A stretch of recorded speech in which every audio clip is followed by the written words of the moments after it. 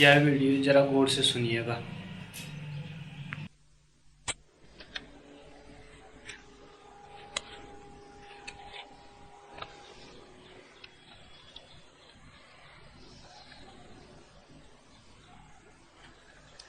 पहला प्रश्न।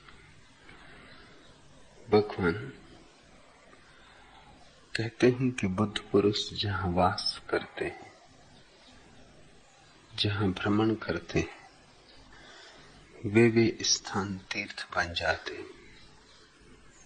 यह बात तो समझ में आती है, लेकिन श्रीमद् भागवत में उल्लेख है कि संत स्वयं तीर्थों को पवित्र करते हैं। स्वयं ही तीर्थानि पुनन्ति संतः। यह बात समझ में नहीं आती। भगवान समझाने की अनुकंपा करें। सहजानंद, पहली बात अगर समझ में आती है तो दूसरी भी जरूर समझ में आएगी, और यदि दूसरी समझ में नहीं आती तो पहली भी समझ में आई नहीं, सिर्फ समझने का भ्रम हुआ है। क्योंकि पहली बात ज्यादा कठिन है, दूसरी बात तो बहुत सरल है। पहला सूत्र है कि जहां संत उठते बैठते, जहां बुद्ध चलते विचरते, वहां तीर्थ बन जाते। तीर्थ का अर्थ समझो। तीर्थ का अर्थ होता है जहां से व्यक्ति अज्ञात में प्रवेश कर सके। तीर्थ का अर्थ होता है जहां से व्यक्ति मन से छलांग लगा सके अमन में।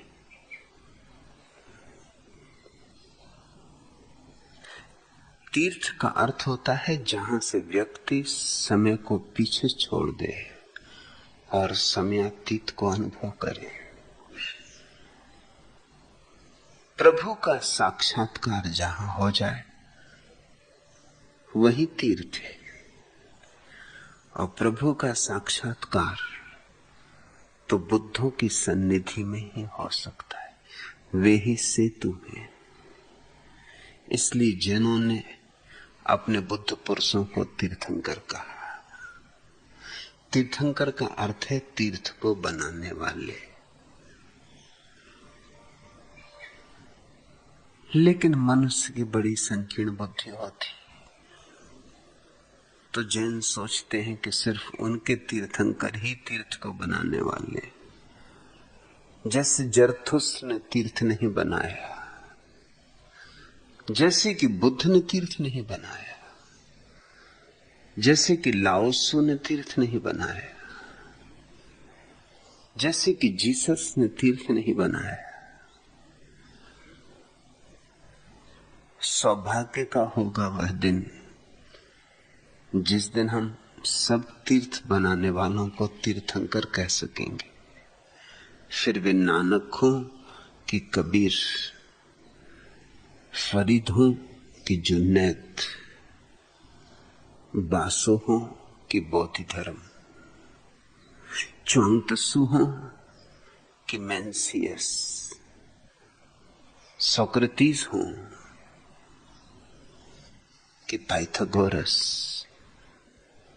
इससे कुछ भेद नहीं पड़ता कि तुम कैसे रंग की नाव में बैठे। इससे कुछ भेद नहीं पड़ता कि नाव लकड़ी की बनी थी कि तांबे की बनी थी कि लोहे की बनी थी, कि नाव कहां बनी थी, किसने बनाई थी। बात मतलब कि केवल इतनी है कि नाव उस पार ले गई, और जो नाव पार ले जाए वही नाव है। और किसी ने ठेका थोड़ी लिया है कि बस इसी घाट से लोग पार उतर सकेंगे। वह तो एक है, मगर उस तक पहुंचाने वाले घाट अनेक हैं। जो भी घाट को बनाता है वह तीर्थंकर, लेकिन बनाता है ऐसा कहना शायद ठीक नहीं, क्योंकि कोई तीर्थंकर गणित बिठा के, हिसाब लगा के तीर्थ को नहीं बनाता।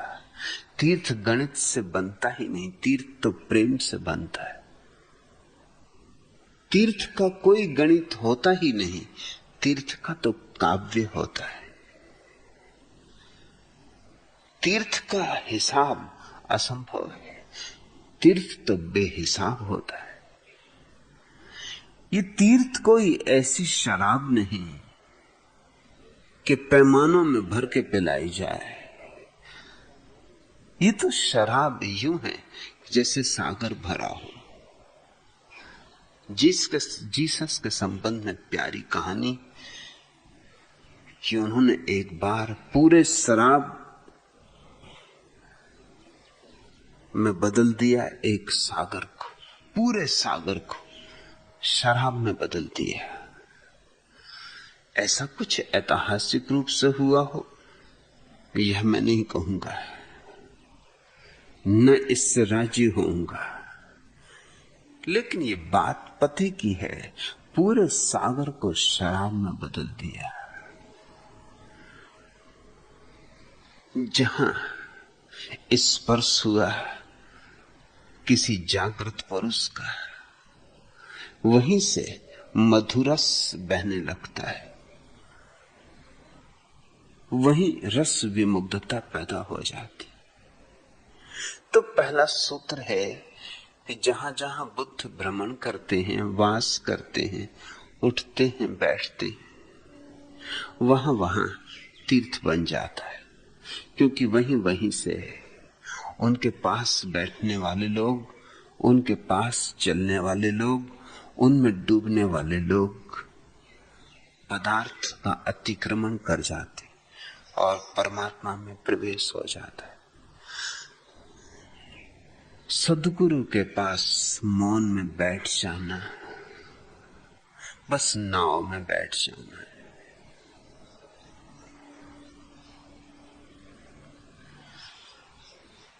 दूसरी बात तो बहुत सरल है। सजानंद, क्यों दूसरी बात तुम्हें समझ में ना आ सकी? तुम कहते हो यह बात समझ में आ गई।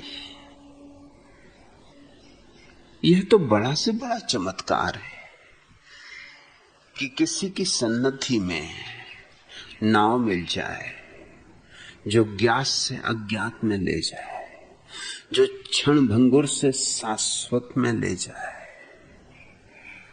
जो क्षुद्र से विराट में ले जाए, जो सीमित से ऊपर उठा दे और असीम के साथ एक कर दे, जो बूंद को सागर बना दे, जो मरण धर्मा को अमृत का अनुभव कराते। कहते हो यह बात समझ में आ गई? अगर समझ में आ गई होती तो दूसरी बात तो बहुत सरल है। दूसरी बात है, श्रीमद् भागवत में उल्लेख है कि संत स्वयं तीर्थों को पवित्र करते, स्वयं ही तीर्थानि पुनन्ति संता। कहते हो यह बात समझ में नहीं आती? यह बात सरल है, मधुर भी, मीठी भी। इसका अर्थ हुआ कि जैसे ही कोई सद्गुरु देह को छोड़ता है, वैसे ही उसका तीर्थ उजड़ जाता है। ऐसे तो सब वही का वही होता है। बुद्ध गया में अब भी सब वही का वही, वही वृक्ष, ठीक वही वृक्ष 2500 वर्ष से संभाल के रखा गया है। उसी की शाखाएं बार बार लगाई गई ताकि पुराना वृक्ष मर ना जाए। वही वृक्ष जिसके नीचे बैठकर गौतम सिद्धार्थ, गौतम बुद्ध बने थे। वही पत्ते, वही शाखाएं, वही रसधार, वही भूमि, वही आकाश, सब कुछ तो बुद्ध गया में वही है, मगर तीर्थ कहाँ? कितने दूर दूर से लोग आते हैं उस वृक्ष के पास बैठने को, और बैठ के चले जाते हैं। न कुछ हाथ लगता, न कुछ अनुभव होता। उजड़ गया है ये तीर्थ। कभी यहां बस्ती थी, अब तो वीरान है। कभी यहां मरुद्यान था, अब तो मरुस्थल है। कभी यहां अद्भुत फूल खिले थे, ऐसे कि जो कभी कभी ही खिलते हैं, अनूठे, अलौकिक, आकाश के। अब तो घास के फूल भी नहीं लगते। पंडित पुजारी मंदिर पर कब्जा किए बैठे, और तुम चकित हो गई ये बात जानकर कि बुद्ध का मंदिर और ब्राह्मण पुजारी उस पर कब्जा किए बैठे।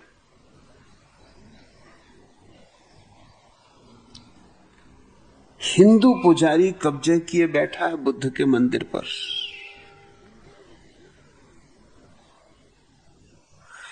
बुद्ध ने जिस ब्राह्मणवाद का विरोध किया, जीवन भर सतत संघर्ष किया, जिस वर्णाश्रम धर्म के खिलाफ बगावत उठाई, आग लगाई, उसी के ठेकेदार बुद्ध के मंदिर पर कब्जा किए बैठे। मोहम्मद जब काबा में थे और जब उन्होंने काबा की 365 मूर्तियों को निकाल के बाहर फेंकवा दिया था, काबा के मंदिर को कचरे से खाली कर दिया था, तो वह तीर्थ था। अब नहीं, अब तो फिर मूर्ति बन गई। अब तो काबा का काला पत्थर ही मूर्ति का काम करने लगा। पहले लोग मूर्तियों के पैर चूमते थे, अब इस पत्थर को जाकर चूमाते। मोहम्मद रोते होंगे, उनकी आंख से आंसू झरते होंगे कि क्या इसीलिए इतना मैंने श्रम किया था। मगर ये इस जगत का स्वभाव है। यहां कोई भी बगीचा लगाओ सदा नहीं रह सकता। यहां कितने ही सुंदर महल बनाओ, आज नहीं कल धूल धूसरित हो जाएंगे। इस जगत में परमात्मा को कोई कभी खींच के ले भी आता है तो ज्यादा देर टिका नहीं पाता। जब तक खुद होता है, लंगर की तरह जहाज रुका रहता है, फिर लंगर ही ना रहा, जहाज फिर अनंत में लीन हो जाता है। लेकिन जिस जगह किसी बुद्ध पुरुष ने कभी तीर्थ निर्मित किया हो, उस जगह पुनः तीर्थ निर्मित करना बहुत आसान होता है। यही अर्थ है उस सूत्र का। कुछ तो छाप रही जाती है, कुछ तो हवाओं में बात रही जाती है, कुछ तो गूंज बाकी रही जाती है। ये तो मानना असंभव है कि बुद्ध ने जिस वृक्ष के नीचे बैठकर बोधि पाई, आज भी उस वृक्ष के पत्तों में उस बोधि के हस्ताक्षर नहीं।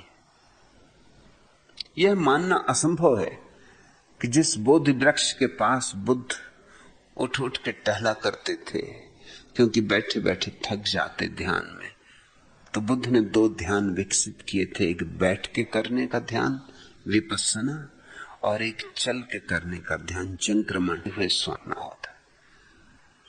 तो उसी बोधि वृक्ष के पास वे पत्थर आज भी हैं जिन पर बुद्ध के चरण न मालूम कितने हजार बार लाखों बार पड़े होंगे, क्योंकि दिन में 1 घंटा वो बैठते, फिर 1 घंटा चलते, फिर 1 घंटा बैठते, फिर 1 घंटा चलते, यूं रोज घंटों चले होंगे। छोटा सा स्थान, वही वृक्ष के पास, करोड़ों बार उनके पैरों को उन पत्थरों ने छुआ होगा। आदमी भूल जाए, पत्थर इतनी आसानी से नहीं भूलते। आदमी विस्मरण करते, पत्थरों में स्मृति छुपी रह जाती। तो अगर कोई बुद्ध चाहे तो बुद्ध गया को पुनरुज्जीवित करना बहुत आसान होगा, लेकिन एक अर्थ में बहुत कठिन भी। मैं बुद्ध गया गया था, उसमें यह नजर भी थी कि अगर संभव हो तो वहीं रुक रहूं, लेकिन वह असंभव है। क्योंकि जिन पंडित पुजारियों ने इन 2500 वर्षों में बोध गया पर कब्जा कर लिया है, वो ये बर्दाश्त न कर सकेंगे कि मैं बोध गया में रुक जाऊं।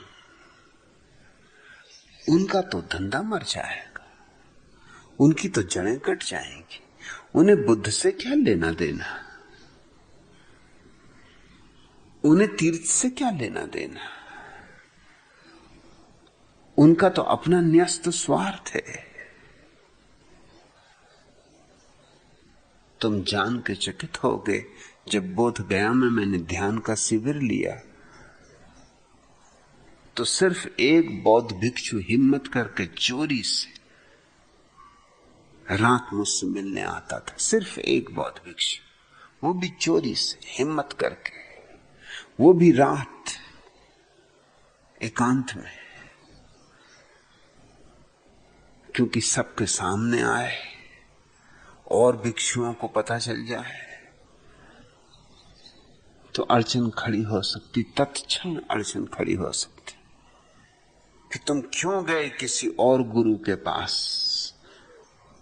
तुम तो बुद्ध के अनुयायी हो और यह व्यक्ति तो बुद्ध का अनुयायी नहीं, यह तो बौद्ध नहीं, और निश्चित ही मैं बौद्ध नहीं हूं। जब बुद्धि हो सकते हो तो बौद्ध क्या होना। जो बुद्ध हो सकता है वो अगर बौद्ध होने की कोशिश करे तो बुद्धू है। जब जिन ही हो सकते हो तो महावीर क्या होना। और जब तुम स्वयं परमात्मा से जुड़ सकते हो तो क्यों जीसस को बीच में लेना। जहां तक बन सके वहां तक सीधा संबंध हो जाए तो अच्छा। और सद्गुरु का काम यही है कि वो शिष्य के और परमात्मा के बीच में नहीं आता। अगर आता हो तो वो असद्गुरु, उसको ही मैं कुगुरु कहता हूं। सद्गुरु वही है कि जो हाथ पकड़ के तुम्हें चलना सिखा दे और जैसे ही तुम चलने योग्य होने लगो हाथ अलग करने लगे और जल्दी ही तुम्हें अपने पैरों पर खड़ा कर दे। बुद्ध ने कहा है अपने शिष्यों को, अगर कभी सत्य के रास्ते पे मैं तुम्हें मिल भी जाऊं तो मेरी गर्दन काट देना। मुझे तुम्हारे और सत्य के बीच एक क्षण भी खड़े मत रहने देना, मेरी गर्दन काट देना। ये सद्गुरु के वचन है। लेकिन पंडित पुजारियों को क्या करना। पंडित पुजारियों को तो बड़ी मुश्किल हो जाएगी। जैन साध्वी है चंदना, उसको मुझसे अति स्नेह। वो राजगृह में जैनों का एक आश्रम, उसमें प्रमुख है वीरायतन। छुपे छुपे कोई कभी वहां पहुंच जाता है तो वो मुझे खबर पहुंचाती, कि आप यहां क्यों नहीं आ जाते।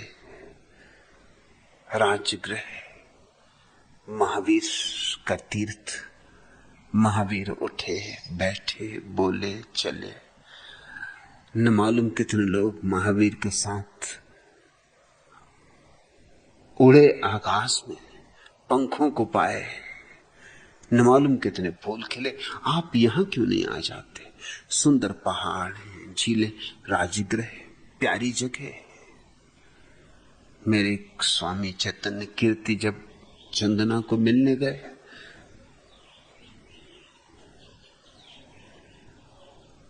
चाहे वो कितनी ही छुप के मुझे संदेश भेजती हो, मगर जैनियों में उस पर संदेह तो है ही। चैतन्य कीर्ति ने जैसे ही किसी से पूछा कि मैं चंदना से मिलना चाहता हूं, तो जिससे पूछा उसने नीचे से ऊपर तक देखा और कहा कि वही रजनीश की चेली, तुम उसी से मिलना चाहते हो, क्या काम है।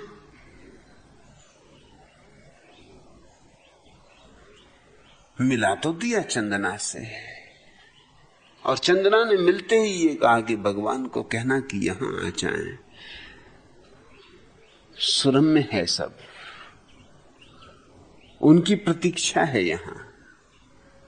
पर क्या तुम सोचते हो जैन मुझे राजगृह में प्रवेश करने देंगे? कच्छ में प्रवेश नहीं करने देते जहां उनका एक तीर्थंकर नहीं गया, जहां न कभी कोई तीर्थंकर हुआ, न जहां कभी कोई बुद्ध हुआ, जहां न कोई कृष्ण हुए, न कोई राम हुए, न कोई जरथुस, न लाओसु।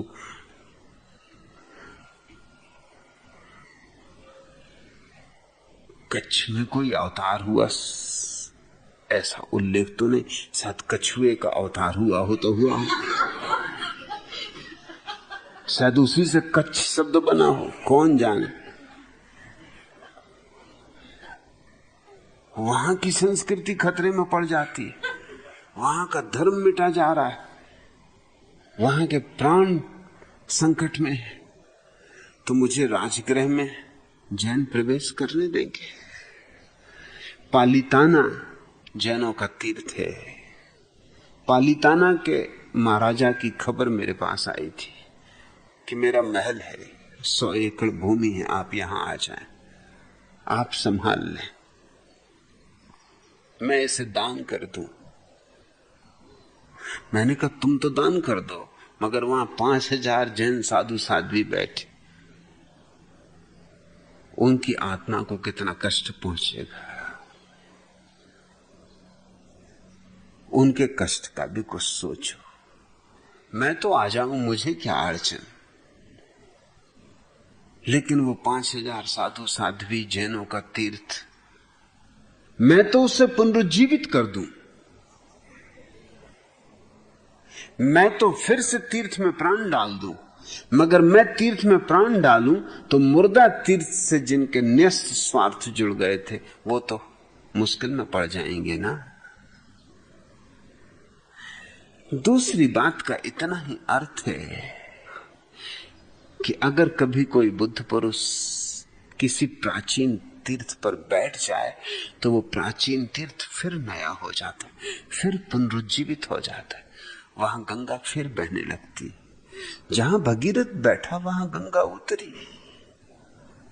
स्वर्ग से उतरना ही होगा उसे, कोई और उपाय ही नहीं।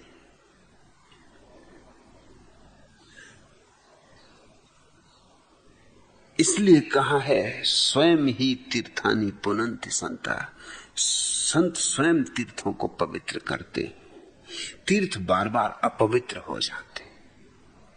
तुम्हें शायद सहजानंद इससे ही अड़चन हुई होगी कि तीर्थ को और पवित्र करना, तीर्थ तो वही है जो पवित्र है, माना तीर्थ वही है जो पवित्र है, मगर तभी तक पवित्र होता है जब तक एक प्राण का दिया वहां जलता है, एक ज्योति वहां जलती है।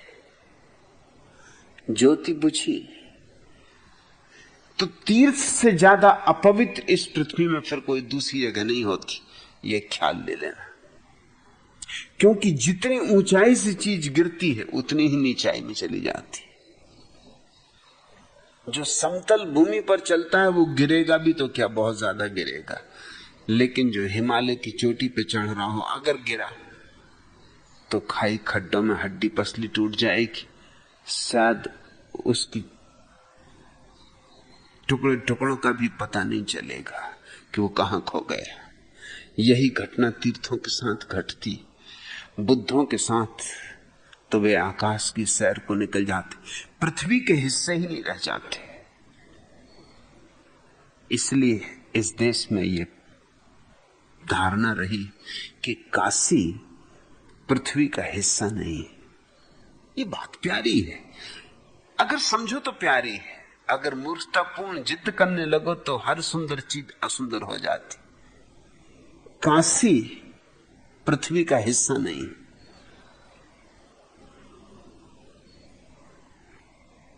है, तो पृथ्वी का ही हिस्सा हम सब जानते हैं। लेकिन क्यों कहा है कि काशी पृथ्वी का हिस्सा नहीं? इसलिए कि इतने बुद्ध पुरुष हुए। स्वयं बुद्ध ने भी अपना पहला प्रवचन काशी के निकट सारनाथ में दिया। सबसे पहले वो काशी आए।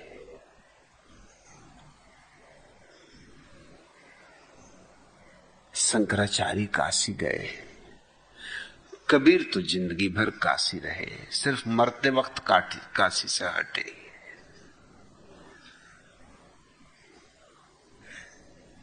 काशी की अनंत धारा है। कहते हैं वह शिव की नगरी, संभवतः शिव पहले व्यक्ति थे जिन्होंने काशी को तीर्थ बनाया, फिर और शिव आते रहे। जिन्होंने शिवत्व जाना वे ही शिव हो गए और काशी को पवित्र करते रहे। मगर आज काशी से ज्यादा अपवित्र कोई स्थान पृथ्वी पर है नहीं। और कारण स्वाभाविक है, काशी इतनी ऊंची उठी कि जब बुद्धों का सहारा न रहा तो उतनी ही नीचे गिरी भी, बुरी तरह गिरी। झोपड़ा गिरेगा भी तो क्या गिरेगा, जब कोई महल गिरता है तब गिरता है। झोपड़ा तो पहले से ही गिरा हुआ है, यूं चार बांस लगा के छप्पर बांध रखा है, गिरा तो न गिरा तो फिर चार बांस खड़े कर लेंगे, फिर छप्पर उठा देंगे। गिरता है जब कोई गगनचुंबी महल तो फिर उठना मुश्किल हो जाता है। और सबसे बड़ी कठिनाई यही आती है कि पुराना बुद्ध जिसने कि तीर्थ को निर्मित किया था, उसके जाने के बाद पंडित पुरोहितों का एक जाल उस तीर्थ का शोषण करने लगता है। उस तीर्थ का नाम, उस तीर्थ की साख हो जाती, उस तीर्थ के लिए बाजार हो जाता है। और एक बार वहां असली सिक्के थे तो वो खबर, वो ख्याल सदियों तक चलता है कि शायद अब भी होंगे। कबीर ने उस ख्याल को तोड़ने के लिए मरते वक्त कहा कि मैं काशी में नहीं मरना चाहता, क्योंकि काशी में ये धारणा हो गई थी कि जो काशी में मरता है, जो काशी करवट लेता है, वो सीधा स्वर्ग जाता है। निश्चित ही बुद्धों के पास कोई करवट लेगा तो और जाएगा कहां। लेकिन कबीर के समय में भी काशी गंदी हो चुकी थी, वो बात न रही थी। कबीर ने बहुत कोशिश भी की, लेकिन कबीर सफल नहीं हो सकते थे, क्योंकि कबीर एक तो ब्राह्मण नहीं, तो ब्राह्मण पंडित उनको मंदिरों में तक मना घुसने थे। ब्राह्मण तो दूर, कबीर का ये भी पक्का नहीं कि वो हिंदू है कि मुसलमान। मुसलमान भी उनके भक्त, हिंदू भी उनके भक्त। मगर कबीर को जो भक्त मिले वो नीचे वर्ग के मिले। स्वभाव था, ऊंचे वर्ग का कोई आदमी तो कबीर के पास आने में संकोच करे, उसका अभिजात्य उसे रोके। मिले गरीब, दीन, दरिद्र, उनके बल पर काशी को पवित्र करना आसान न था। कबीर रहे काशी में लेकिन रहे करीब करीब काशी के बाहर, अंत्यज त्याज। कबीर ने कहा मरते वक्त मुझे काशी से हटा लो। लोगों ने कहा पागल हो गए, काशी मरने लोग दूर दूर से आते, जैसे लोग बूढ़े होने लगते वहां काशी पहुंचने लगते, क्योंकि काशी में मरेंगे तो स्वर्ग निश्चित है। ये बात कभी सही रही होगी, जरूर सही रही होगी। आखिर हर झूठी से झूठी बात के पीछे भी कहीं कोई सत्य होता है, चाहे हजारों साल पीछे दब गया हो। कभी ये बात सच रही होगी। जब शिव जीवित रहे होंगे तो शायद ये बात सच रही होगी कि अगर उनके पास मृत्यु घट जाए, जिनके पास जीवन परमात्मा में हो जाता है, उनके पास मृत्यु भी परमात्मा में हो जाती। जो थोड़े से सन्यासी यहां मरे हैं, कभी आगे यात्रा में तुम्हें मिल जाए तो उनसे पूछना।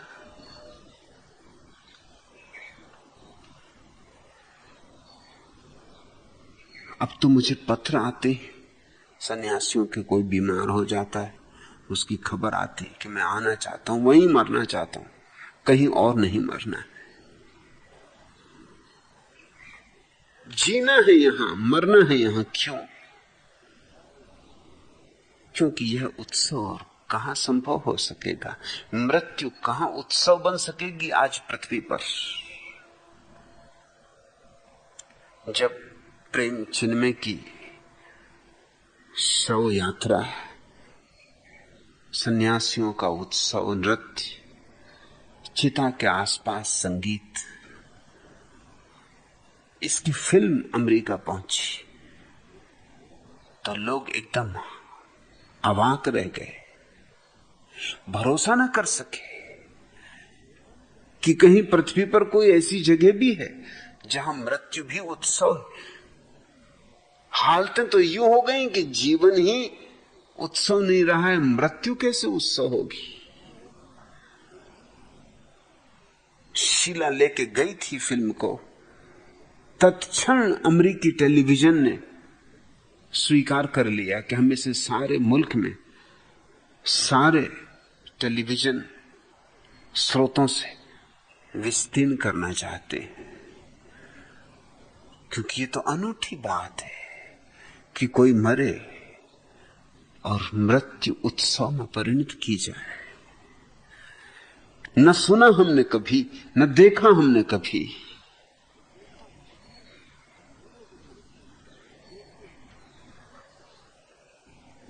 कभी जरूर काशी में लोग मरने आते रहे होंगे, लेकिन वो बात जमाने हुए तब बीत गई। फिर तब से तो बहुत बुद्ध हो चुके, लेकिन काशी उनको टिकने नहीं देती। काशी उनकी सबसे बड़ी दुश्मन सिद्ध होती, क्योंकि हर नया बुद्ध नया जीवन, नया प्रकाश, नई दृष्टि, नया दर्शन लेकर आता है। नया सूरज है नया बुद्ध। उसके सामने कल के सब सूरज फीके हो जाते, हो ही जाने चाहिए, क्योंकि कल के सूरज तो सिर्फ स्मृतियां हैं और आज का सूरज जीवंत है। तो कठिन है तीर्थों को पवित्र करना, बहुत कठिन है। लेकिन अगर कभी कोई बुद्ध पुरुष किसी पुराने तीर्थ पर बस जाए तो उसकी मौजूदगी उसे भी पवित्र कर देती। जो मर गया था उसमें फिर सांसें आ जाती, जो सो गया था वो फिर जग आता है। सूत्र तो सच है, सूत्र में कोई भूल चूक नहीं है। सहजानंद संत तीर्थ का निर्माण करते, फिर उन तीर्थों के पुनर्जीवन के लिए सिवाय संतों के और कोई उपाय नहीं। मगर सब धर्म ये चेष्टा करते हैं कि आगे आने वाले बुद्धों से द्वार बंद कर दिए जाएं, तो मुसलमान कहते हैं मोहम्मद आखिरी पैगंबर। क्यों? क्योंकि कोई दूसरा पैगंबर आए तब तो 1400 वर्ष बाद हो आएगा। 1400 वर्ष में जिंदगी बदल चुकी, गंगा का कितना पानी नहीं बह चुका। आज क्या मोहम्मद की भाषा बोलनी पड़ेगी? और आज जो मोहम्मद की भाषा बोलेगा वो पागल मालूम पड़ेगा, जैसा आयतुल्लाह खोमेनी, इस तरह का पागल आदमी। आज कोई मोहम्मद की भाषा बोलेगा तो असंगत मालूम होगी। उस भाषा के लिए आज कोई संदर्भ नहीं रहा।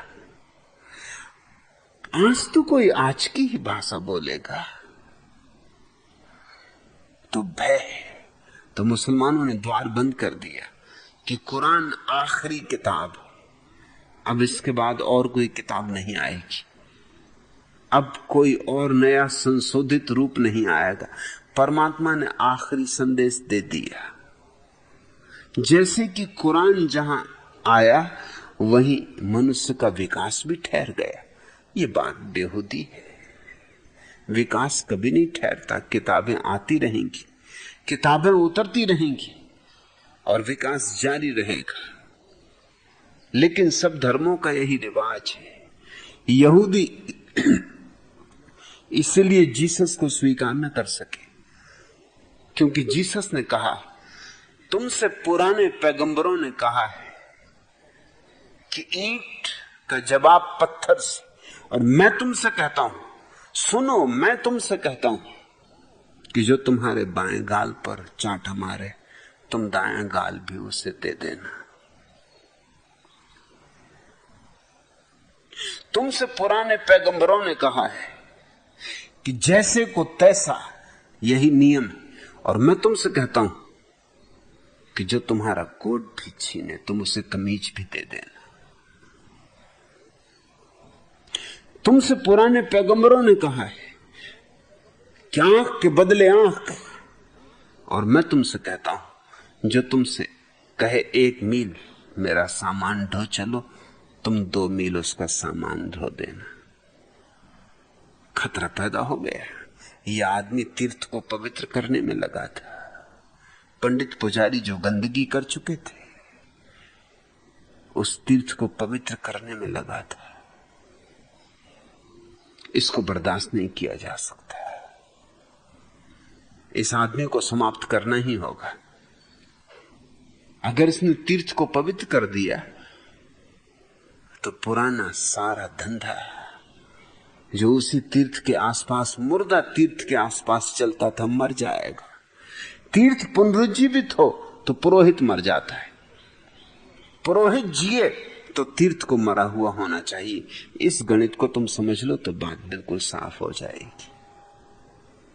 इसलिए पंडित और पुरोहित, तथाकथित महंत, महामंडलेश्वर, शंकराचार्य, इमाम, आयतुल्लाह इत्यादि इत्यादि तरह के लोग हमेशा बुद्ध पुरुषों के विपरीत होंगे। उनके धंधे का सवाल है, उनकी बात भी मैं समझता हूं, लेकिन वे गंदा करते ही जाते। तीर्थ हमारे गंदगियों के ढेर हो गए। जितनी ज्यादा कुरूपता और जितना जघन्य कुत्सित रूप धर्म का तुम तीर्थों में पाओगे और कहीं नहीं। मगर चूंकि उसके तुम देखने के आदी हो गए हो, राजी हो गए हो, तुम चुपचाप बर्दाश्त किए जाते हो। तुम्हें होश भी नहीं आता कि तुम क्या सह रहे हो। सिखों ने 10वें गुरु के बाद कह दिया कि बस अब गुरु ग्रंथ साहब पूरा हो गया, अब आगे कोई गुरु ग्रंथ साहब में कुछ भी नहीं जोड़ सकता। जैनों ने कह दिया 24वें तीर्थंकर महावीर के बाद अब कोई तीर्थंकर नहीं। तो सड़ेगा ही तीर्थ। अगर जैन मर गए, सड़ गए, तो कोई और जिम्मेवार नहीं। जिस दिन तुमने कह दिया कि अब कोई तीर्थंकर नहीं हो सकेगा, उस दिन तुमने दरवाजे बंद कर लिए अपने मंदिर के, तुमने द्वार खिड़कियां बंद कर ली अपने मंदिर की। ना अब सूरज की रोशनी भीतर पहुंचती है, ना अब चांद झांकता है, ना अब शुद्ध हवाएं आती, ना पक्षियों के गीत गूंजते हैं। अब बैठे रहो पत्थरों की दीवारों में, अपनी अपनी कब्रों में बंद।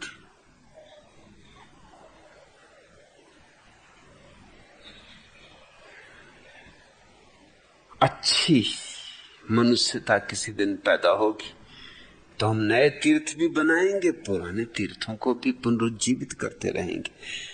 सारे पृथ्वी को तीर्थ बना लेना चाहिए। और अगर हमने समझदारी की होती तो अब तक सारी पृथ्वी तीर्थ बन गई होती।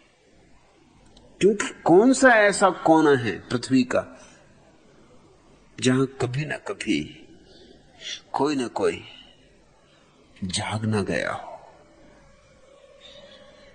अगर हमने दुनिया को अलग अलग धर्मों में न बांटा होता और हर धर्म ने जिद न की होती कि मैं ही ठीक हूं और सब गलत है, और हर धर्म ने अपने द्वार दरवाजे बंद करके सील मोहर न लगा दी होती, तो आज सारी पृथ्वी तीर्थ होती। क्योंकि पृथ्वी के चप्पे चप्पे पर कोई न कोई बुद्ध चला है, कहीं न कहीं बुद्ध की वाणी गिरी है। फिर नाम कुछ हो, जरथुस्त्र हो कि लाओत्सु हो, महावीर हो कि कृष्ण हो, इससे कुछ भेद नहीं पड़ता। और अगर हम राजी रहते, खुले रहते, नई हवाओं का स्वागत करते रहते, पुराने सूर्यों को नमस्कार करो ठीक, मगर नए सूर्यों को नमस्कार करना मत भूल जाओ, क्योंकि काम तो नया सूरज ही आएगा। पुराने सूरज को धन्यवाद दो और नए सूरज को नमस्कार करो, तो ये सारी पृथ्वी तीर्थ बन सकती। मैं एक ऐसे ही महत आयोजन में संलग्न हूं। इस सारी पृथ्वी को ही तीर्थ बनाना है।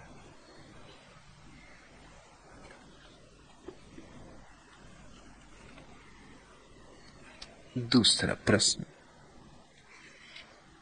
भगवान, मैं अभागा कब आपको समझ सकूंगा? अब तो आप ही कुछ करें तो बात बने। नरोत्तम दास।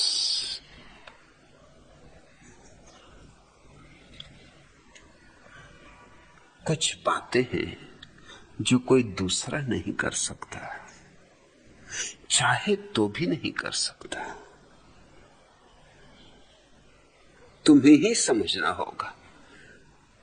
मैं तो समझता ही हूं मैं क्या कह रहा हूं, अब और क्या करूं? तुम्हारे भीतर तुम्हारी आत्मा बन के कैसे बैठ जाऊं?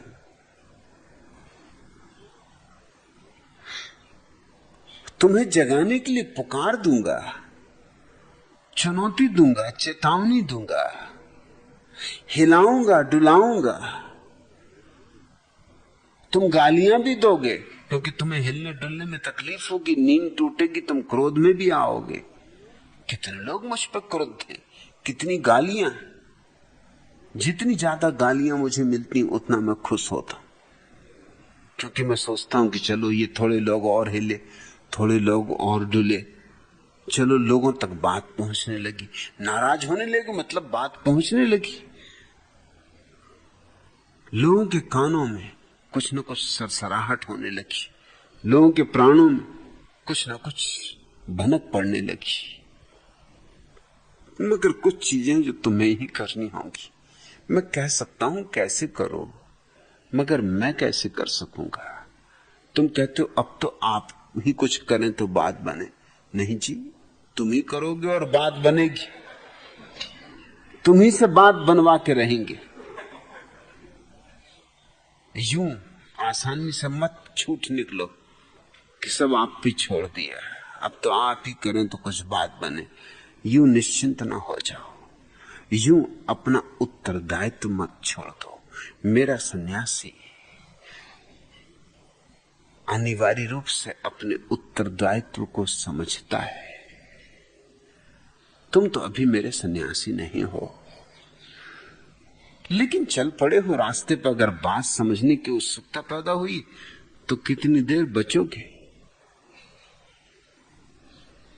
और बात समझना हो तो सन्यास में छलांग ले ही लो, फिर समझना आसान हो जाता है। क्योंकि कई छोटी छोटी बातें हैं जिनके कारण तुम नहीं समझ पाते, सन्यास लेते ही टूट जाते। जैसे ही तुमने सन्यास लिया, लोगों ने समझा कि पागल हो गए, गए काम से।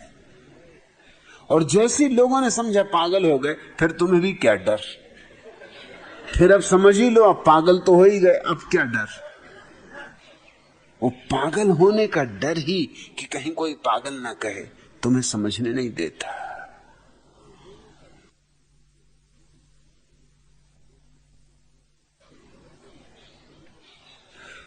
लोग मुझसे कहते हैं कि हम ध्यान तो करते हैं,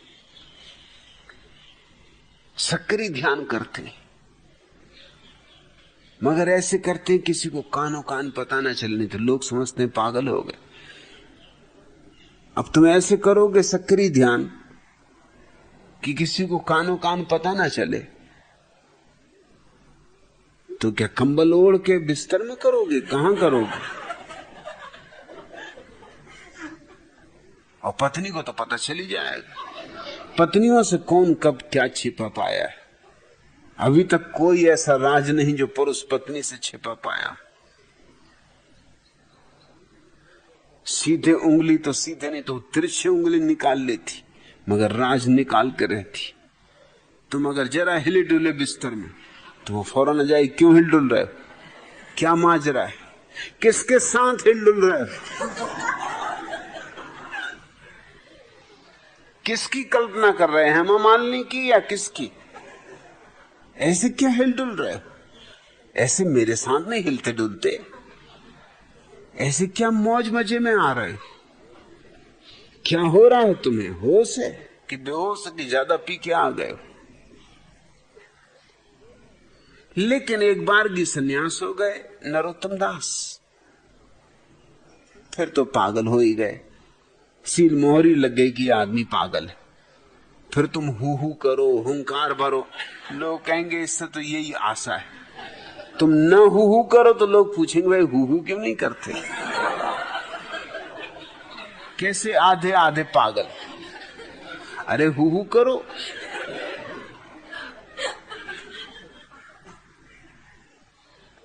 अब यहां पास ही कहीं बैठे होंगे गौतम, इंदौर से आए हुए। वो एक जगह ध्यान करते थे, मुसलमानों की बस्ती, मुसलमानों का कब्रिस्तान पास, जहां वो ध्यान करते और सन्यासियों को ध्यान करवाते। मुसलमानों में खबर पहुंच गई कि बड़ा खतरनाक ध्यान, इसमें हु करने से जो कब्रों में लोग सो रहे हैं वो जग जाएंगे।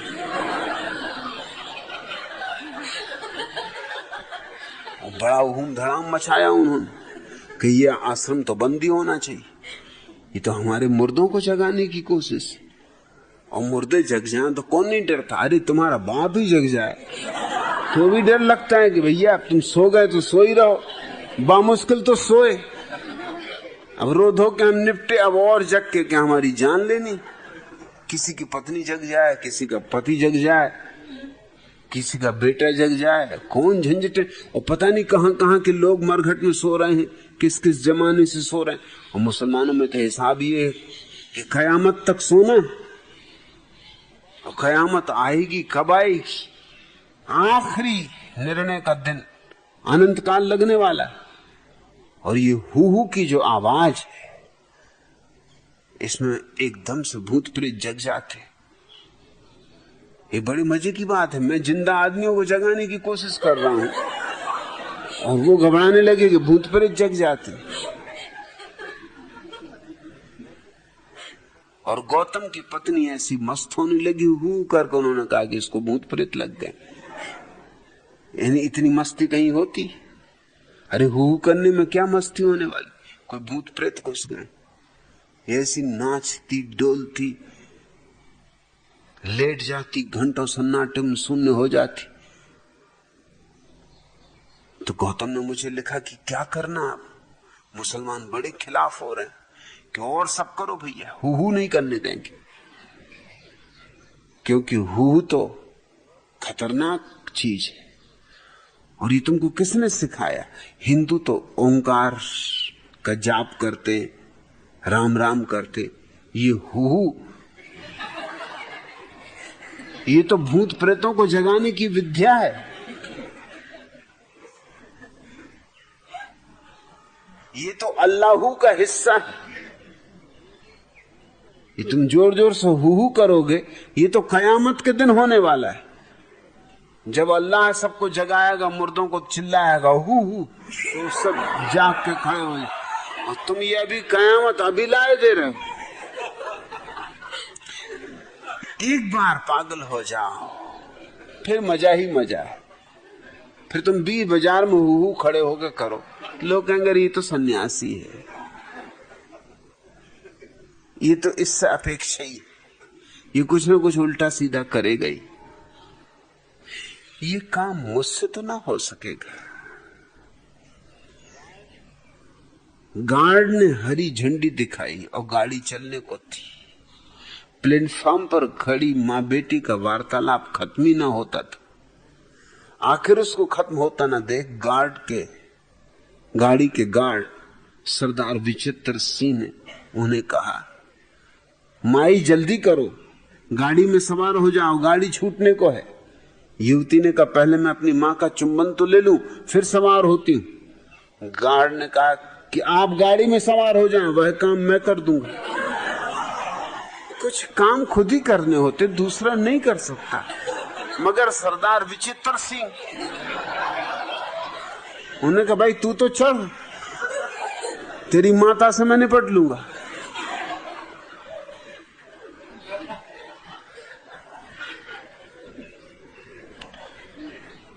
तुम कहते हो मैं अभागा, कब आपको समझ सकूंगा?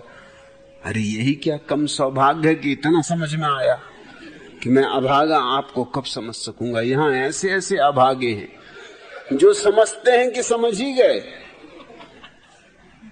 समझे खाक नहीं, समझे राख नहीं,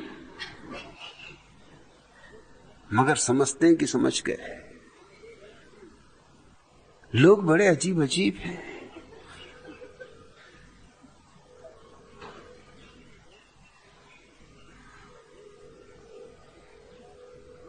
मुट्ठियों में खाक लेकर दोस्त आए बाद दफन, जिंदगी भर की मोहब्बत का सिला देने लगे।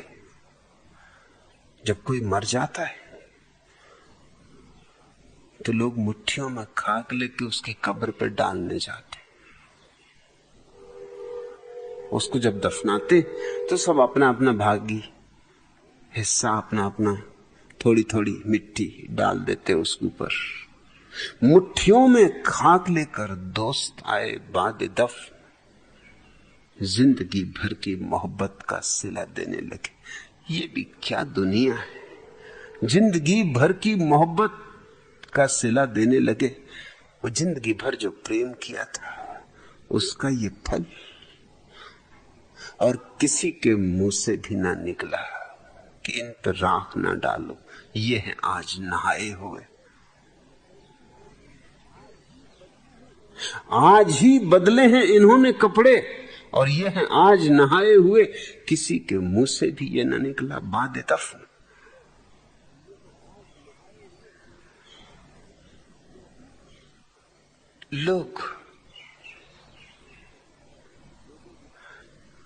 लोगों के तर्क, लोगों की सोचने की प्रक्रियाएं बड़ी अजीब है।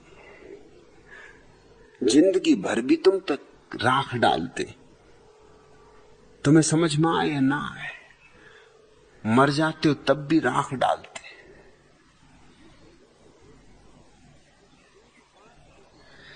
उनके पास कुछ है और है भी नहीं, जो है वही तो डालेंगे ना। लोगों के पास अहंकार है। अहंकार एक भ्रांति देता है कि मुझे सब समझ में आता है। अभी कल तुमने सुना नहीं, एक मित्र रामदयाल गुलाटी कह रहे थे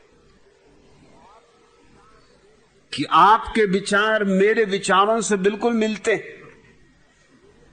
वो बीच में है, केंद्र पर वो है, उनके विचारों से मेरे विचार मिलते, इसलिए वो मुझसे राजी। उल्टा नहीं कि मेरे विचारों से उनके विचार मिल रहे हैं।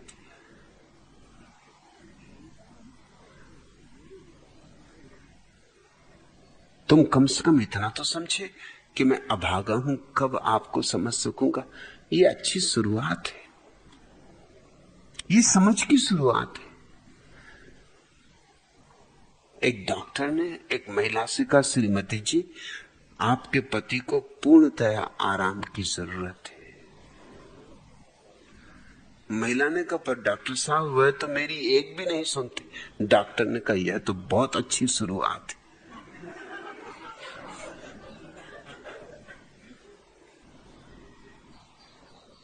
एक दूसरी महिला किसी डॉक्टर से कह रही थी कि मेरे पति को रात नींद नहीं आती, क्या करूं? तो डॉक्टर ने कहा, ये 2 गोलियां लो और सब ठीक हो जाएगा। चलते वक्त वो पूछने लगी, ये गोलियां पति को कब देनी? डॉक्टर ने कहा, पति को नहीं देनी, ये तुम्हें लेनी। अगर तुम सो गई तो वो तो सो ही जाएंगे। माई कोई तरह तुम सो जाओ।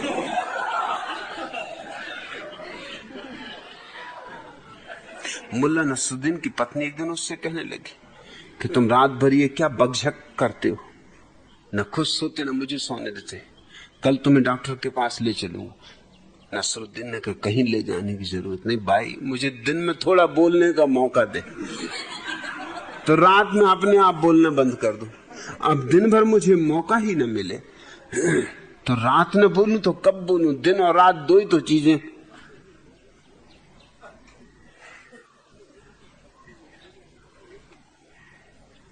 तुम अभागे हो, ये बात ख्याल में आ गई, सौभाग्य की है।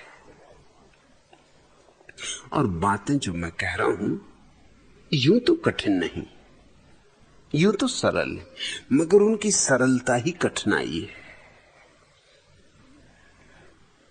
इतनी सरल है इसलिए चूक चूक जाती। जिंदगी के बड़े राजों में एक राज यह है कि सरल बात बहुत मुश्किल से समझ में आती, कठिन बात जल्दी समझ में आ जाती। क्योंकि कठिन बात को समझने के लिए तर्क लगाना पड़ता, बुद्धि लगानी पड़ती, खून पसीना बनाना पड़ता। सरल बात को समझने में ना तर्क की जरूरत, ना बुद्धि की जरूरत, ना खून को पसीना बनाना। सरल बात तो इतनी सरल है कि तुम्हें कुछ करना नहीं, सिर्फ सुन ली, मौन, शांत, शून्य, और आई समझ में। सत्य तो यूं समझ में आता है कि बस शून्य में सुनने की कला आ जानी चाहिए, और कुछ भी नहीं करना पड़ता। मैं कुछ भाषा नहीं बोल रहा हूं, ऊपर से तो भाषा ही बोल रहा हूं। मैं कुछ शब्द नहीं उपयोग कर रहा हूं, यूं तो शब्द ही उपयोग कर रहा हूं, लेकिन पीछे निशब्द है। जरा तलाशो, जरा टटोलो, और निशब्द पर तुम्हारा हाथ पड़ जाए तो सब समझ में आ जाएगा। और शब्दों को ही पकड़ा तो मुश्किल खड़ी हो जाती, बहुत मुश्किल खड़ी हो जाती। ट्रैफिक पुलिस के सिपाही ने एक महिला चालक को रोककर चालान करते हुए कहा, आपने पीछे पढ़ा नहीं कि 40 से ऊपर गाड़ी चलाना मना है? महिला चालक ने कहा, लेकिन मैं तो अभी सिर्फ 22 की ही हूं। शब्दों को पकड़ने वाले लोग।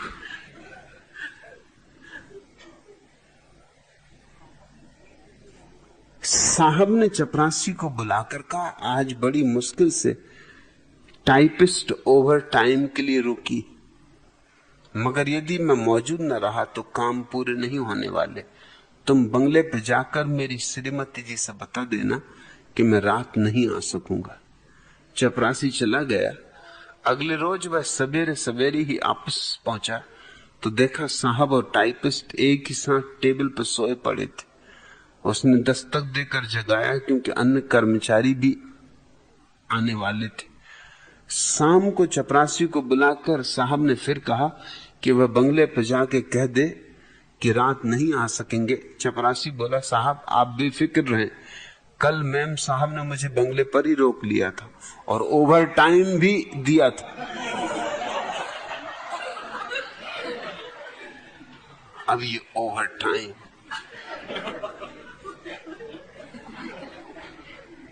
शब्द को पकड़ो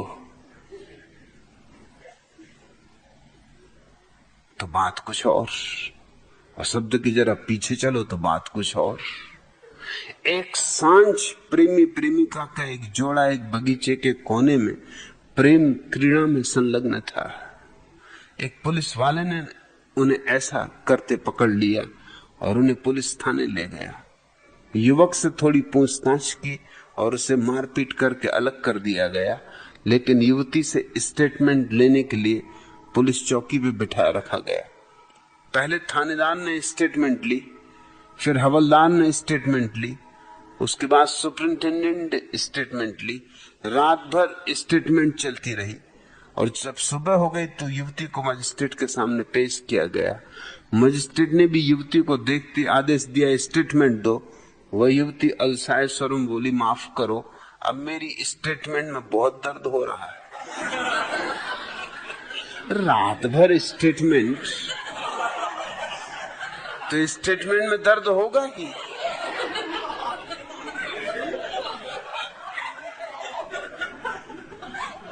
नरोत्तम दास, शब्द ना सुनो भैया, थोड़ा निशब्द गुनो, सब समझ में आ जाएगा। बात कुछ कठिन नहीं, बात तो सीधी सादी है। लेकिन अगर कहीं तुम्हारे कोई पूर्व पक्षपात हो तो उनको जरा हटा दो।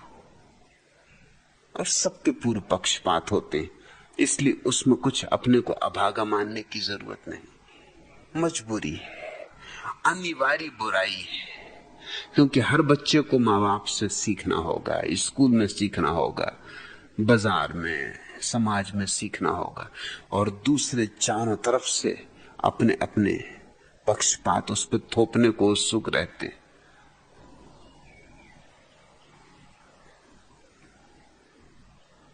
एक छोटे से बच्चे से किसी ने पूछा कि तेरा नाम क्या? उसने कहा कि बताना बहुत मुश्किल।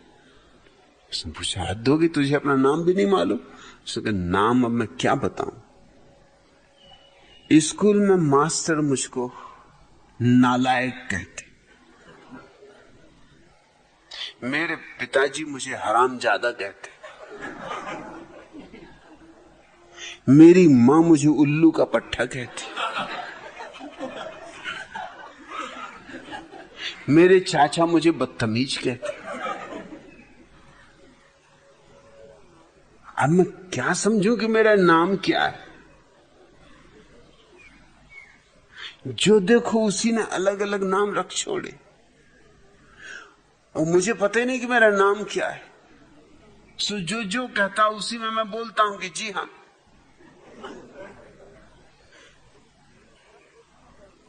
तुम्हें चारों तरफ से लोग पक्षपात डाल रहे हैं,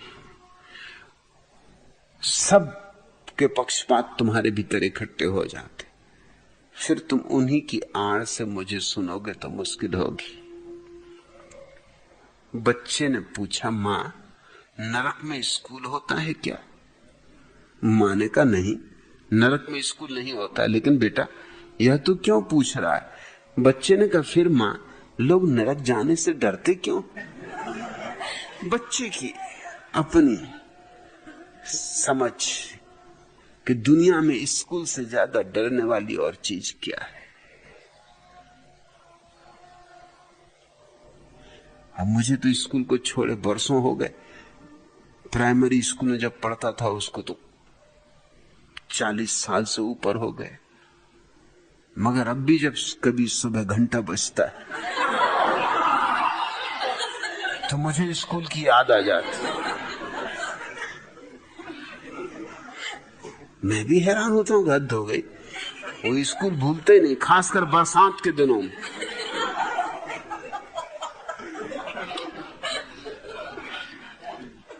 स्कूल जाना इतना कष्टपूर्ण कार्य था कि स्कूल के वक्त या तो मैं पाखाने में घुस जाऊं। अब लोग ठोंक रहे हैं दरवाजा कि निकलो, स्कूल का वक्त हो गए। निकलो कैसे?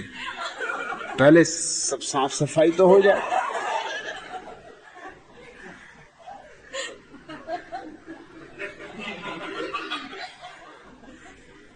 निकलूं तो स्कूल की तरफ पहुंच जाऊं कहीं कहीं।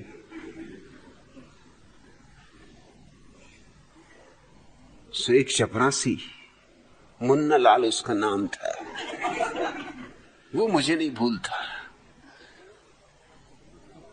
अगर कहीं भी कोई नरक है तो मुन्ना लाल जरूर वहां होगा। बड़ा पहुंचा हुआ चपरासी था। वो रोज सुबह घर के सामने आके खड़ा हो जाता था कि चलो निकलो। आगे मुझे कर लेता, पीछे चलता खुद। उसको धोखा देना बड़ा मुश्किल था। उससे कहोगे लघु शंका करनी होगा, अच्छा करो, हम पीछे खड़े। वो पीछे खड़ा रहा डंडा लिए। अगर बहुत देर हो जाए तो कहेगी कैसी लघु शंका? लघु शंका का मतलब जल्दी खत्म करना चाहिए। लघु शंका को इतना लंबाए जा रहे हैं।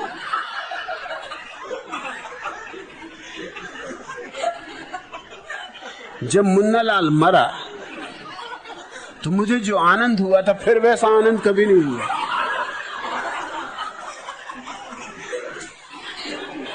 असल में मृत्यु उत्सव है ये, मुन्नालाल की मृत्यु से ही समझा। मैं नाचता गाते ही गया उसकी मृत्यु। हालांकि मोहल्ले के लोगों ने कहा कि बात ठीक नहीं, मैंने कहा ठीक हो कि गलत? अरे मर ही गया, अब क्या है, अब क्या कर लेगा। मगर वो बड़ा दुष्ट था। वो पुराने जमाने का, ब्रिटिश जमाने का चपरासी था। पैरों पर बिल्कुल सिपाहियों जैसी पट्टी बांधे और खाकी ड्रेस पहने और साफा बांधे और डंडा रखे बड़ा। जैसी पता चल जाए मुन्ना लाल आ रहा, मोहल्ले भर के बच्चे एकदम निकल के बस्ते लेके स्कूल की तरफ चले।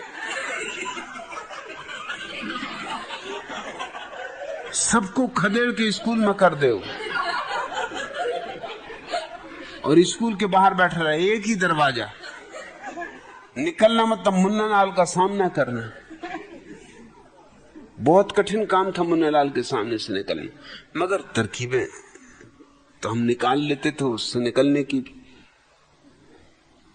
किसी को कह जाते कि तुम जरा चले आना, मुन्ना लाल से कहना तेरी पत्नी बहुत बीमार है, ठीक 2 बजे कहना। पहले तो मुन्ना लाल कह रहने दो बीमार, फिर सोच विचार में पड़ेगी कहीं सच में बीमार ना हो, तो जाए पत्नी को देखने, तब तक नदारत।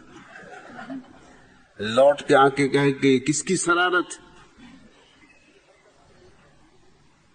किसने हरकत की? मेरी पत्नी तो भली चंगी।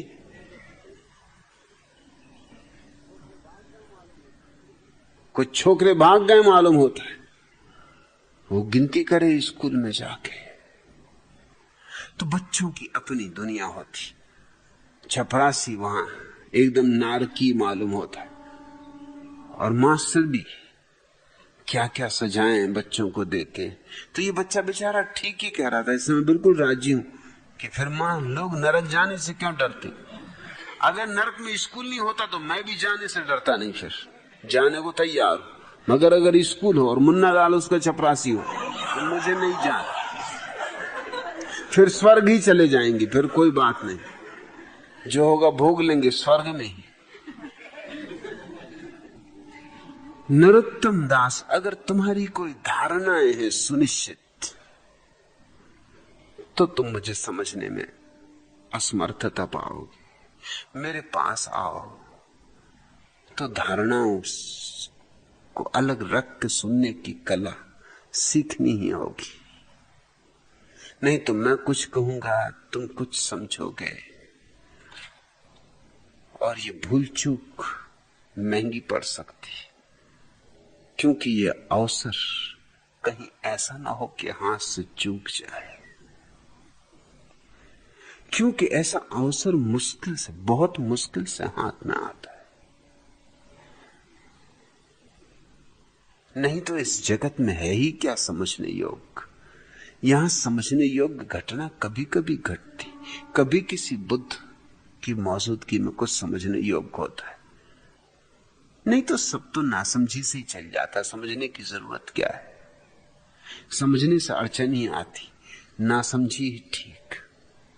सिर्फ बुद्धों के पास समझ चाहिए, वह नासमझी काम नहीं करती।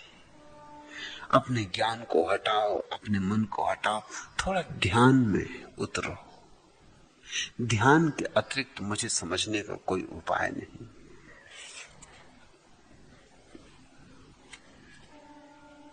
चौथा प्रश्न, भगवान, अब्र का एहसास उठा है, घटा छाई है, फिर तेरी याद दबे पांव चली आई है।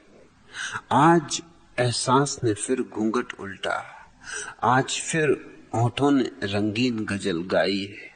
अब भला हालते दिल कैसे छिपाऊं, दास्तां चेहरे पे मोहब्बत की उभर आई। आनंद मोहम्मद, इसको ही मैं समझ कहता हूं। अब्र का एहसास उठा है, बादल छा गया है। अमृत का, अब्र का एहसास उठा है, घटा छाई।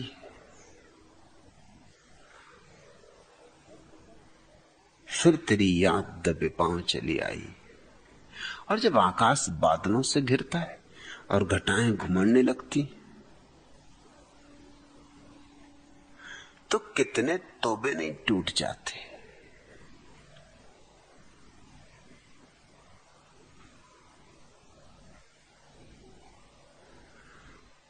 लोग कसमें खाते, अब नहीं पिएंगे, लेकिन फिर घटा यूं छा जाती ऐसी घुमड़ के कि नहीं रहा जाता बिना पिए। कुछ तो घटा के घुमड़ के छाना, और फिर कुछ कम वक्त जी का भी ललचा जाना बहुत मुश्किल हो जाता है। फिर आदमी सोचता है एक दफा तौबा तोड़ ही दी तो क्या है, फिर तौबा कर लेंगे, फिर कसम खा लेंगे। अरे यूं तो कई दफा तोड़ चुके, कई दफा बना चुके। तौबा तो अपने हाथ की बात है। फिर कल घटा छाई ना छाई, और कल एक कम वक्त जी ललचाया न ललचाया। और जैसी शराबी को घटा छाई देखकर, मोर को नाचते देखकर पीने का एहसास उठाता है, वैसे ही सन्यासी को भी उठता है। हालांकि उसकी शराब और, हालांकि उसका मैखाना और, हालांकि उसका शाकी और। कहते हो तुम अब्र का एहसास उठा है, घटा छाई, फिर तेरी याद दबे पांव चली आई। आज एहसास ने फिर घूंघट उल्टा, आज फिर ओठों ने रंगीन गजल गाई। अब भला हालते दिल कैसे छिपाऊं, दास्तां चेहरे पे मोहब्बत की उभर आई। नहीं, ये बातें छिपाए नहीं छिपती, लाख छिपाओ प्रकट हो जाती। ये राज राज नहीं रहते। मस्ती यूं घनी होती है, आंखें ऐसी लबालब हो जाती। गागर के ऊपर से बहने लगता है सागर, कैसे छिपाओगे? ये अजस्र झरने जब फूटते तो नहीं रुकते। आनंद मोहम्मद, शुभ हो रहा है, इसको ही मैं समझ कहता हूं, समाधि कहता हूं। गजलें उठेंगी, बहुत गजलें उठेंगी, गीत झरेंगे, बहुत गीत झरेंगे। दिल में तेरा ख्याल भी ला रहा हूं मैं, तू यह न समझ कोई गजल गा रहा हूं मैं। खुद के खिलाफ खुद से गुजरता हूं रात दिन, तन्हा की तरह खुद में उतरता हूं रात दिन।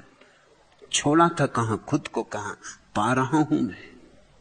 राहें किसी की, शहर किसी का घर बनकर सवाल मुझसे लिपटती है हर नजर। किस किस से कहूं, क्या कहूं, कहां जा रहा हूं मैं। ख्वाबों का एक जहान था, उम्मीद का महल, इतने हसीन गीत का पहलू गया बदल। आईना अपने आप को दिखा रहा हूं मैं, नजरों से अमा होते हुए राज की तरह, धड़कन में कहीं सोते हुए साज की तरह। किस किस तरह करीब तेरे आ रहा हूं मैं। आनंद मोहम्मद, आ रहे हो करीब, रोज रोज आ रहे हो, प्रतिपल आ रहे हो। गजलें उठेंगी, नई नई गजलें उठेंगी, और डरो मत, गाओ और छिपाओ मत। ये मोहब्बत प्रकट होने दो, इससे ओंठों पर गजल बनने दो, इससे ओंठों पर मुस्कुराहट बनने दो, इससे आंखों में मदहोशी बनने दो, इससे पैरों में नृत्य बनने दो, इसे प्रकट होने दो हजार हजार रूपों में। कानों में कुछ ऐसा बोल गया कोई, नैनों के आंगन में नए नए सपनों के फूल। धूपिया बदन खन का, महक गए यादों के बबूल। सहमे मन पंखों को खोल गया कोई, बार बार छलके हैं बिना बात। ओंठ से हंसी, आंचल आकाश हुआ, धड़कन में बांसुरी बजी, सांसों में कस्तूरी घोल गया कोई। आ गई घड़ी करीब, जिसकी प्रतीक्षा करते सबकी आनी है, और अगर देर है तो तुम्हारे कारण। मगर लोग बड़े अजीब हैं, लोग कहते हैं परमात्मा के जगत में देर है, अंधेर नहीं। मैं तुमसे कहता हूं, न वहां देर है न अंधेर है। देर है तुम्हारे कारण, अंधेर है तुम्हारे कारण। जिम्मेवार तुम हो। जिस दिन अपनी जिम्मेवारी समझोगे, न अंधेर है न देर है। सांसों में कस्तूरी घोल गया कोई, कानों में कुछ ऐसा बोल गया कोई। नैनों के आंगन में नए नए सपनों के फूल। धूपिया बदन खन का, महक गए याद के बबूल। सहमे मन पंखों को खोल गया कोई, सांसों में कस्तूरी घोल गया कोई। बार बार छलके हैं बिना बात, ओंठ से हंसी, आंचल आकाश हुआ, धड़कन में बांसुरी बजी, सांसों में कस्तूरी घोल गया कोई। कानों में कुछ ऐसा बोल गया कोई। तैयार है परमात्मा तुम्हारे कानों में बोलने को, मगर तुम्हारे कानों में इतना कचरा भरा है, इस कारण अड़चन है। इतना ज्ञान ठोस ठोस को तुमने भर लिया है, इसलिए अज्ञानी हो। पंडित हो इसलिए पापी हो। पांडित से छुटकारा, ज्ञान से छुटकारा, उधार कचरे से छुटकारा, और श्वास श्वास गजल हो जाएगी, और ओंठों पर बांसुरी आएगी ही आएगी। गीत गूंजेंगे, नृत्य जगेगा, और जब जीवन में गीत उठता है तभी तो परमात्मा का प्रमाण मिलता है। और ऐसा गीत जिसका कोई कारण नहीं दिखाई पड़ता, अकारण, और ऐसा आनंद जिसकी कोई वजह नहीं, बेवजह, बस भीतर ही भीतर स्वस्फूर्त।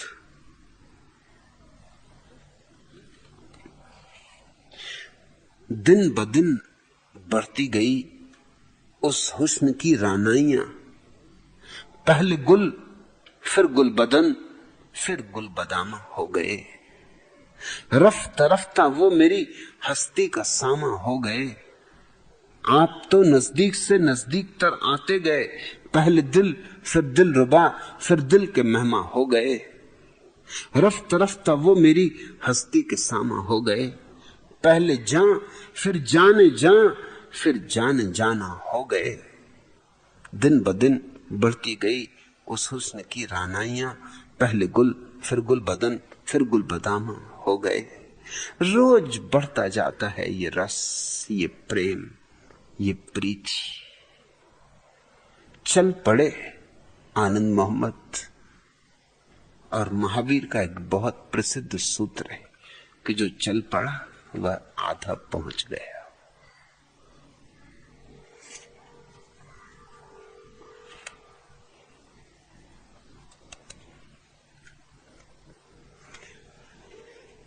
चौथा प्रश्न, भगवान यह श्री अहमद अहमदाबादी कौन है? स्वामी सरदार गुरुदयाल सिंह।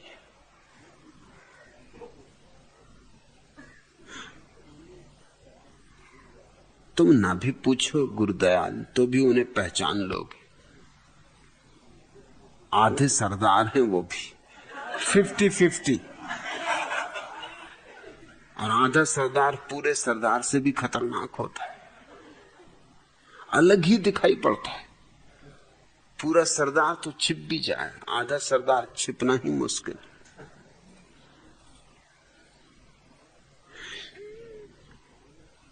सरदार होने के लिए 5 ककार चाहिए: केश, कंघा, कच्छा, कड़ा, कृपाण। अहमद अहमदाबादी आधे सरदार है। केस तो नहीं, कंगा है।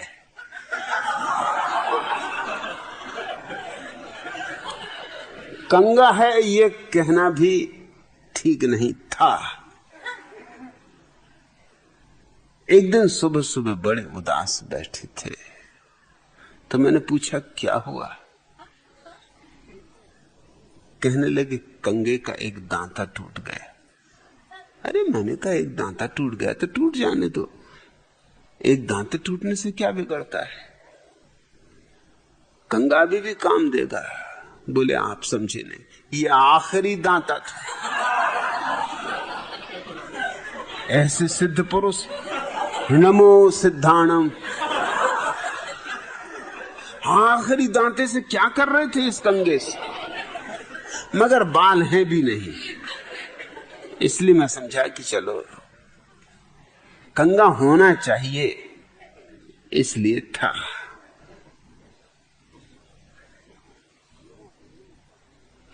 कच्छा है मगर उसमें इतने छेद हैं कि न होता तो अच्छा था, न होता तो अहमद अहमदाबादी कम नंगे होते। उसमें इतने छेद हैं, मतलब उनको कई तरह से नंगा देख सकते हो, जगह जगह से नंगा देख सकते हो, इधर से देखो उधर से देखो, पहलू पे पहलू है।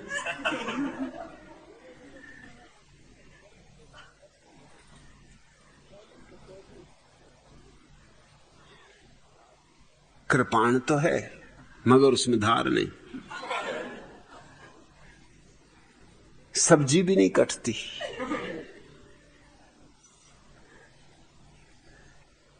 मगर नाम तो कृपाण ही है, असली चीज तो नाम है। संत पुरुष कही गए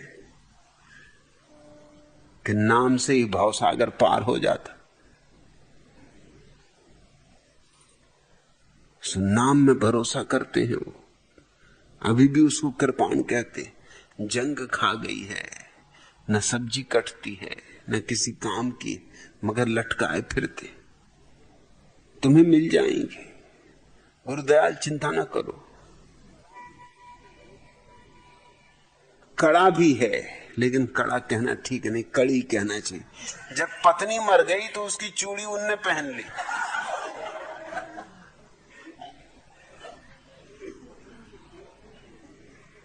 कहने लगे कि स्त्रियां जब पति मर जाता है तो चूड़ियां फोड़ देती हैं। मैं कोई स्त्री थोड़ी हूं, मैं पुरुष हूं, जमा मर्द हूं। स्त्री तो मर गई, मैं चूड़ी पहनूंगा, और जो स्त्रियां करती हैं उससे उल्टा करूंगा, तभी तो जमा वर्द। अहमक इसलिए उनको मैं कहता हूं पहुंचे हुए हैं, और अहमदाबादी पहुंचे हुए और अहमदाबादी। अब तुम सोच लो, सरदार और गुजराती।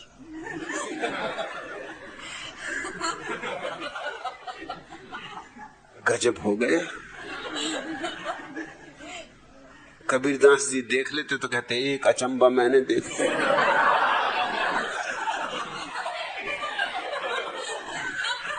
नदियां लग गई आग।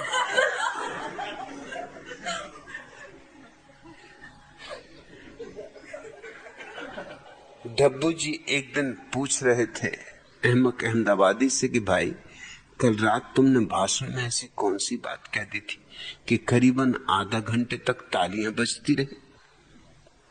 अहमक अहमदाबादी बोले, अरे कुछ नहीं यार, मैंने तो बस इतना ही कहा था कि अगर आप लोग तालियां बजाना बंद नहीं करेंगे तो मैं अपना भाषण यहीं समाप्त कर दूंगा।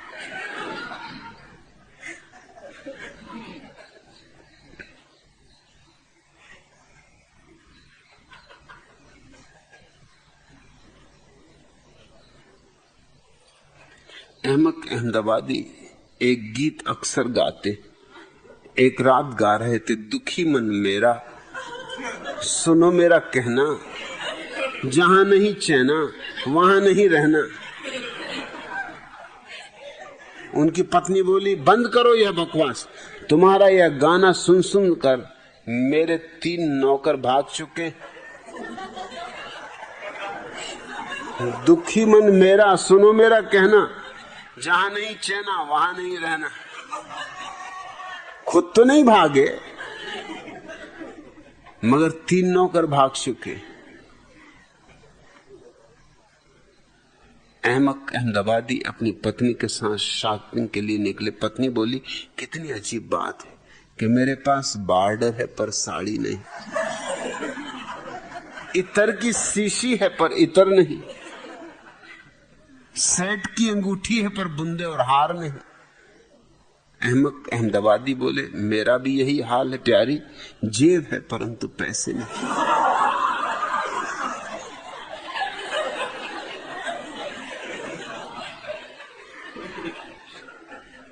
अहमक अहमदाबादी पुलिस दफ्तर गए। पुलिस ऑफिसर ने पूछा, तुम्हारे पास क्या सबूत है कि तुम्हारी बीबी पागल हो गई? कोई डॉक्टर की रिपोर्ट? या अहमक अहमदाबादी ने बीच में ही बात काटते हुए, यह सब मैं कुछ नहीं जानता साहब, किंतु जो मैं कह रहा हूं वह सच। आज शाम जब मैं घर ऑफिस से वापस लौटा तो उसने मुस्कुराकर मेरा स्वागत किया, आलिंगन किया, बड़े प्यार से चाय की प्याली पेश की, हालांकि आज पहली तारीख नहीं।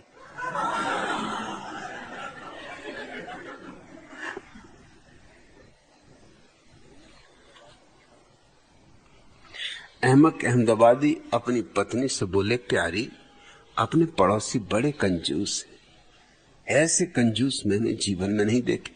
पत्नी चौंकी। अहमक अहमदाबादी और ऐसी बात कहें? बोली, क्यों? अहमक अहमदाबादी ने बोले, उनके बेटे टीकू ने कल चोन्नी निगल ली थी, तो उसको निकलवाने के लिए हरामजादों ने 2 डॉक्टरों को बुलवाया। अरे कंजूसी की भी हद होती। अब अपने ही सुपुत्र छुन्नू ने चवन्नी निगल ली थी, आज 3 साल हो गए। मैंने तो तुम्हें बताया भी नहीं कि नाहक डॉक्टर को बुलाना पड़े। और फिर वैसे भी चवन्नी की अभी अपने को जरूरत नहीं, जरूरत होगी निकलवा लेंगे, कोई डॉक्टर मरे थोड़ी जा रहे हैं।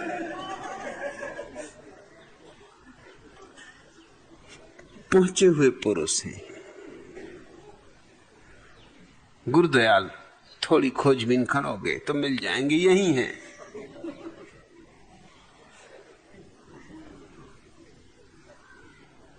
और मुझसे मत पूछो कि मैं सीधा सीधा बताऊं कि कौन, क्योंकि नाहक मेरे वैसी बहुत दुश्मन है। और अहमक अहमदाबादी को क्यों दुश्मन बनाना? और अच्छे आदमी हैं, इधर रहते हैं तो थोड़ा रस रहता है।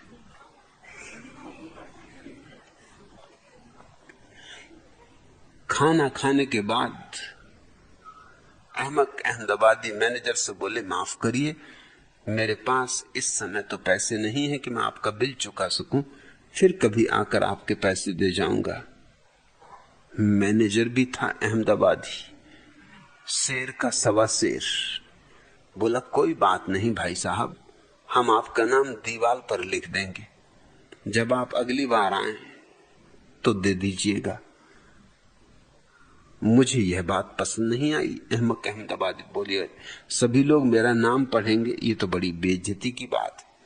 नहीं नहीं, मैनेजर ने कहा ऐसा नहीं होगा श्रीमान, नाम के ऊपर आपका कोट टंगा रहेगा। कोट के होते नाम के दिखने का सवाल ही नहीं उठता।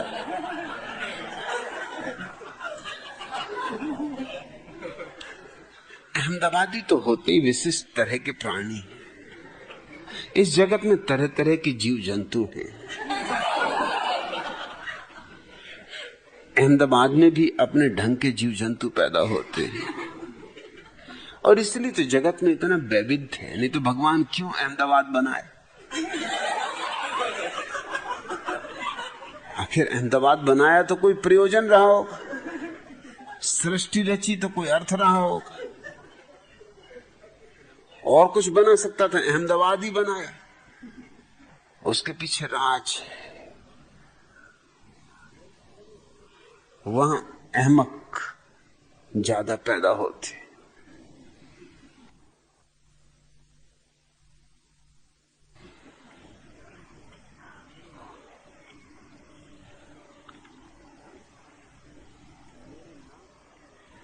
मेरे नाम से मेरे चाचा ने वसीयत में इतनी लंबी रकम छोड़ी थी, इसी कारण लगता है कि तूने मुझसे विवाह किया है। ये बात सच है ना? अहमदाबादी की पत्नी एकदम भन्ना के बोली। अहमदाबादी बोले गलत, बिल्कुल गलत जी, बिल्कुल गलत, 100% गलत। अन्य कोई भी तुम्हारे नाम से ऐसी वसीयत करता तो भी मैं तुमसे ही विवाह करता। इससे क्या फर्क पड़ता है तुम्हारे चाचा ने वसीयत की कि पिता ने वसीयत की? वसीयत होनी चाहिए। मेरा प्रेम अखंड है।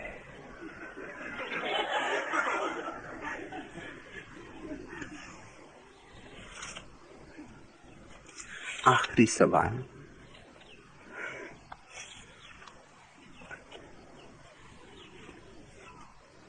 भगवान चलो भागो यहां से, यह स्वर्ग है, कोई पेशाब घर नहीं। ऐसा कहकर सेंट पीटर ने उस जैन साध्वी को हिंदुस्तान क्यों भेज दिया? क्या हिंदुस्तान को वे लोग मूत्रालय समझते? संत महाराज, इसमें समझने का सवाल ही कहां उठता है। हिंदुस्तान मूत्रालय है, यह तो जग जाहिर बात है, सनातन तथ्य है। इसमें समझने वमझने की बात ही नहीं उठती। सेंट पीटर जब ऊपर से दृष्टिपात करते होंगे तो उन्हें हिंदुस्तान में क्या दिखता होगा? लोग खड़े हैं जगह जगह, सड़कों के किनारे, मकानों की दीवारों पर जीवन जल की वर्षा कर रहे हैं। कोई पेड़ों की तनों को सींच रहा है, कोई नदी नालों के तट पर बैठा कान में जनेऊ लपेट रहा है। सच तो यह है कि स्वर्ग के रहने वाले भारत को पहचानते ही इस विधि से, क्योंकि जमीन पर कोई रेखाएं तो खिंची नहीं है, नक्शों के रंगों के समान रंग तो भरे नहीं है कि ये भारत रहा, ये अमेरिका रहा, ये रहा जापान। जहां हर जगह लोग पेशाब करते दिखते, समझ लेते हैं कि यही है पुण्य भूमि भारत, जहां देवता पैदा होने को तरसते, ऋषि मुनियों का देश। आहा धन्य है, कैसा जीवन जल छिड़कते फिरते। मगर अभी कुछ वर्षों से जब से भारतीयों ने बाहर जाना शुरू कर दिया है समुद्र को लांघकर, तब से जरूर भारत को पहचानने में थोड़ी अड़चन सेंट पीटर को होने लगी, क्योंकि भारतीय जहां भी जाएं अपने पूर्वजों की परंपरा कभी नहीं छोड़ते। मैंने सुना है कि रूस के प्रधानमंत्री खुर्शेव जब भारत आए और शाम के समय पंडित जवाहरलाल नेहरू के साथ बगीचे में टहल रहे थे, तो ये देख के उन्हें बड़ा आश्चर्य हुआ कि एक भला मानुस फव्वारे के बगल में बैठा लघु शंका कर रहा है। उनसे रहा न गया, बोले हद हो गई। आप तो कहते हैं मिस्टर नेहरू कि आपके राष्ट्र के लोग बड़े सभ्य, धार्मिक और सुसंस्कृत हैं, यह मैं क्या देख रहा हूं? क्या आपकी सरकार इसके लिए सार्वजनिक पेशाब घर नहीं बनवा सकती? बेचारे पंडित जी क्या जवाब देते, सिर झुका कर रह गए। कुछ वर्षों बाद नेहरू जी जब रूस गए और सांझ के समय प्रधानमंत्री भवन के पार्क में खुर्शीव के साथ घूम रहे थे, तो संयोगवशात अचानक उन्हें एक आदमी देखा जो शाम के अंधेरे में एक वृक्ष की ओट में बैठा मूत्र त्याग कर रहा था।